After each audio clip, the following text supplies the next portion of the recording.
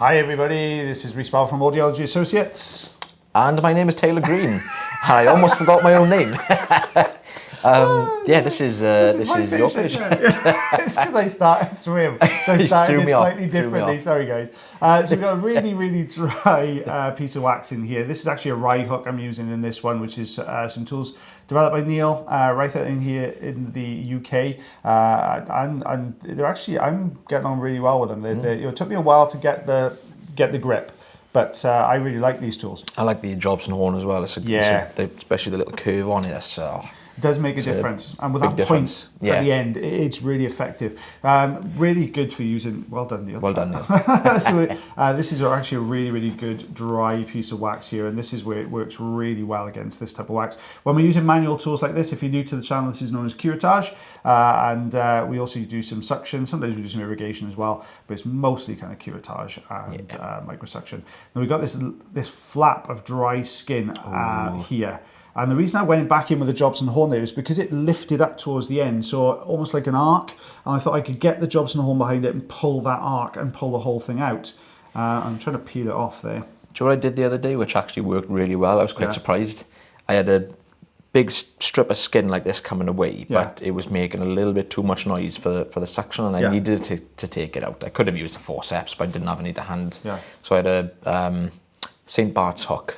And I just twirled it around the St. Bart's hook, and I just gave it a little pull, and it all came out. I was surprised how well it worked, to be honest. Did well. You might have noticed it was a perforation in the eardrum as well, guys, at the end there. But 1 inch of waxing skin came out of those ear canals. Yeah, 2.5 centimeters. I think you're up next, aren't you, with some soft, sticky wax plugs. Soft and sticky.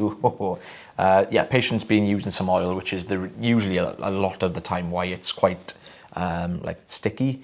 And there's different drops for the ears you can get.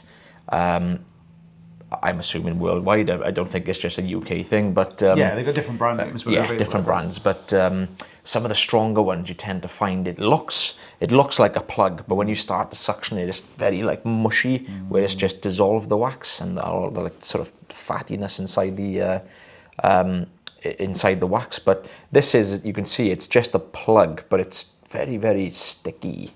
So I'm giving it a wiggle, and that wiggle enables us to kind of loosen it off the ear canal. So we usually get a little bit of skin holding it in place. You can see we're at the entrance of the ear here, which is usually quite a tricky area to. Nice. Ooh, there's a nice one. That is squeaky clean. That's what you like to see. Not quite as blocked up. Patient wasn't having any issues with this side with the hearing, but obviously we would have recommended taking this out. As you can see, the patient hasn't used any oil in this side. It's a bit more of a dry consistency, and that's the difference the oil can make.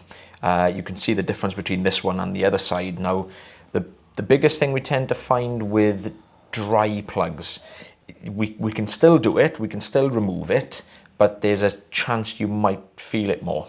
Not in an uncomfortable way, but you'll actually feel it you'll feel us moving it around, and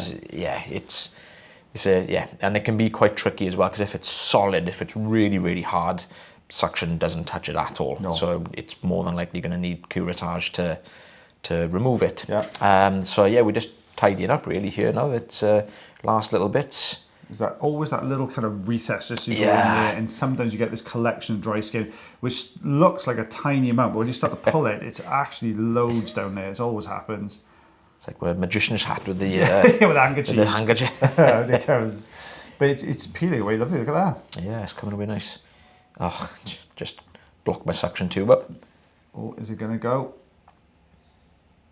Come on, I'm trying to get that grip. This is a fine end now. This is, I thought it was just going to come away quite nicely, but...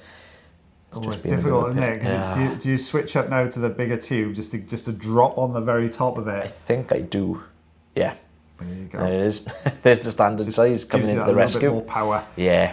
And what are we going to be left behind with us? Oh, you can see. You can see. I think this is obviously peeling down there. Wow. So it ended up as a bit of a skin ribbon then. Pretty much, yeah. Fair That's enough. a little tiny bit there. Is he going to go up? Oh, I didn't know whether that was going to peel or not. I was going to say, I was hoping that wasn't going to be.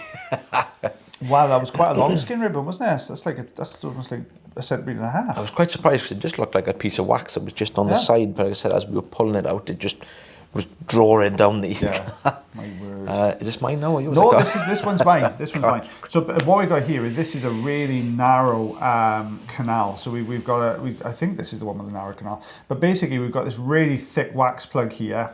And it's hardened up. It's really, really tough. But look at this. Oh, I think this is the easier one of the two. Then my next one, I think it's the narrow canal. Look at that. There we go, chunky. Yeah. Oh yeah, it's quite narrow. Oh, But it's really narrow, squeaky clean at the end there. This I think is one of the narrow ones. You can see I'm struggling here just to even get the suction tube into this ear canal. Oh gosh. Yeah, that is tight, isn't it? And then we've got the fine end on in here, I think, which is you know, always difficult to use when you've got really toughened up wax like this. And the reason that I'm so close to the wax when we're doing this suction is because we've got to hold the ear canal open. So we're using the endoscope to hold that canal open so we can get inside with the suction tube. And that just means you inadvertently end up much, much closer to the wax. Yeah. So the view does improve as we go along, but just to add into the mix, we've got some hairs embedded in there as well, which adds a bit of structure to the wax as well.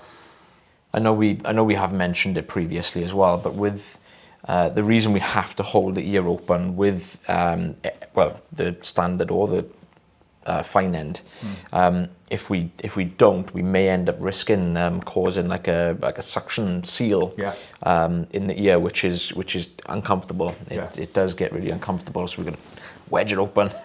Just you've got to maintain that airflow into the ear canal. Otherwise, what you do is you effectively almost like a vacuum seal, and you suck all the air out of the ear canal, and then bump the weakest point of that system, then becomes the eardrum, which is obviously ridiculously painful for the patient.